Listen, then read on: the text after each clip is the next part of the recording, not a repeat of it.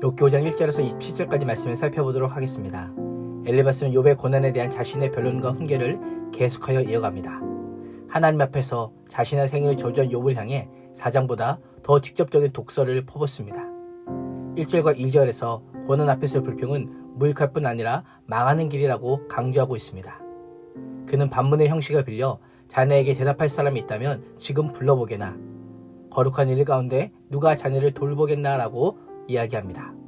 욥이 어려움 속에서 벗어나기 위해 도움을 요청하지만 죄인이기에 하나님의 사자인 천사들 중 누구도 그의 말에 지지하거나 응원해주지 않을 것이다 라고 강조하고 있습니다.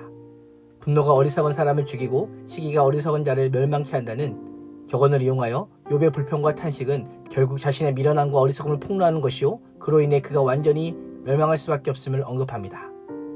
3절에서 5절은 악인의 멸망에 대한 엘리바스의 개인적인 경험을 언급합니다. 그는 내가 씨 뿌리는 한 미련한 자가 갑자기 가문 전체가 저주받는 것을 보았다라고 합니다. 자녀들이 성문에서 짓밟힘을 당하는 일이 일어나도 아무도 구해주지도 않고 열심히 농사를 지어 수확을 얻으려 해도 다른 사람에게 빼앗기게 된다라고 하며 미련한 한 사람의 이야기를 소개합니다. 이 사람이 누구일까요?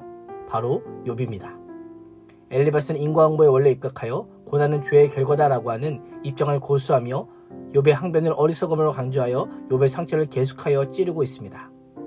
재난과 고생은 티끌과 땅에서 우연히 생겨나는 것이 아니라 원인이 있기에 그에 대한 결과로 나타나는 것이요, 바로 죄라는 원인 때문에 벌어진 일이라고 비난하며 엘리바스는 대놓고 욥에게 독설을 퍼붓고 있는 것입니다. 8절에서 16절에서 엘리바스는 욥이 고난에서 벗어날 수 있는 해결책을 제시합니다. 8절입니다.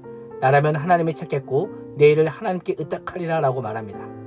욥이 하나님을 찾지 않고 하나님을 의지하지 않는 악에서 비롯된 것이기에 하나님을 찾으라, 하나님을 의지하라라고 명령합니다. 나라면이라고 하는 표현은 욥의 입장에서 고난을 이해하고 공감하기보다 자신을 더 높이는 교만한 마음을 품고 있음을 보여줍니다. 엘리바스는 하나님을 찾고 의지하라고 하면서 하나님이 어떤 분인지를 소개합니다. 하나님은 인간의 이해나 인식을 초월하여 측량할 수 없는 일을 행하시고 생명의 근원인 비와 물을 보내시고 낮은 사람들을 높은 곳에 세우시고 슬퍼하는 사람들을 안전한 곳으로 끌어올리시는 분입니다. 교활한 자의 계략을 꺾으사 그 손의 일을 이루지 못하게 하시는 분이십니다. 지혜로운 사람들의 자기 길을 빠뜨리시고 간교한 사람의 계획을 뒤틀리게 하시는 분이십니다. 하나님은 궁핍한 사람들을 칼날과 같은 그들의 입에서 구해내시고 힘있는 사람들의 손 아귀에서 구해내시는 분이십니다. 욥이 하나님 앞에서 자신을 가난한 자로 자처하면서 입을 다물 때 희망이 있다라고 말하고 있습니다. 18절에서 22절은 하나님의 징계를 업신여기지 말아야 할 이유를 소개합니다. 하나님은 아프게 하시다가 싸매시며 상하게 하시다가 손으로 고치시는 분이십니다. 6가지 환난에서 구원하시고 7가지 환난에서도 재앙이 미치지 않게 하시는 분이십니다. 기근 가운데서도 굶어 죽지 않게 하시고 전쟁이 벌어져도 칼에서 구원해 주시는 분이십니다. 혀의 조지를 피할 수 있어 파멸이 다가와도 두려워하지 않을 것이며 멸망과 기근은 비웃어 넘길 수도 있고 들짐승은 무서워하지 않을 수도 있다라고 말씀하고 있습니다.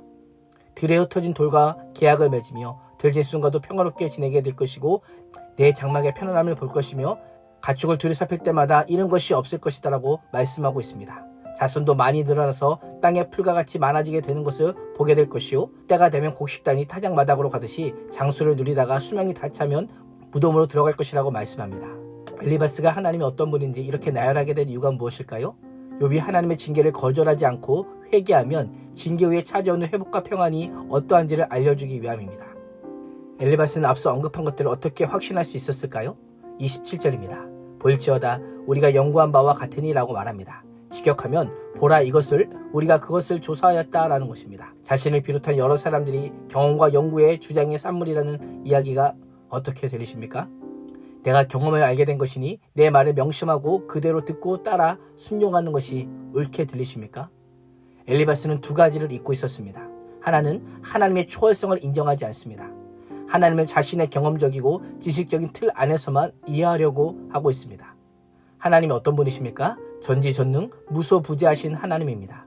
인간의 경험과 지식 속에 갇혀 계신 분이 아니십니다. 우리의 지각과 인식과 역사를 뛰어넘어 일하시는 분이십니다. 그러나 엘리바스는 고통의 원인을 뒤에서 찾음으로 하나님의 초월성을 인정하지 않았던 것입니다. 다른 하나는 주님의 눈과 마음을 잃어버린 것입니다. 엘리바스는 욥이 살게는 회개라고 믿으며 회개를 강요하고 있습니다. 회개가 강요한다고 해서 가능한 일입니까? 강요해서 될 일이 있고 강요해도 안 되는 일이 있습니다. 욥에게 필요한 것은 맞는 말이 아니라 진심 어린 공감입니다. 진심 어린 마음과 말입니다. 맞는 말보다 중요한 것은 사랑의 말이요, 옳은 말보다 중요한 것은 상대방을 존중하는 말입니다. 상대방의 고난과 어려움을 쉽게 제대하는 것보다 중요한 것은 겸손하게 상대방의 아픔을 보듬어 주는 것입니다. 오늘도 고난 앞에서 겸손하게 서서 힘든 자들을 안아주고 손을 잡아줌으로 사랑과 겸손으로 타인을 품을 수 있는 성도가 될 수 있기를 주님의 이름으로 축복합니다. 기도하겠습니다. 하나님, 욥의 항변을 어리석음으로 간주하며 마구 찔러댄 엘리바스의 모습을 통해 고난 앞에서 가져야 될 자세를 다시금 돌아보게 하심에 감사합니다. 우리는 고난의 원인을 다 알 수 없지만 힘들 때 우는 자들과 함께 울고 공감하고 손잡아주고 안아주고 보듬어주는 마음과 삶이 따뜻한 그리스도인이 되게 하여 주시옵소서. 예수님의 이름으로 기도합니다. 아멘.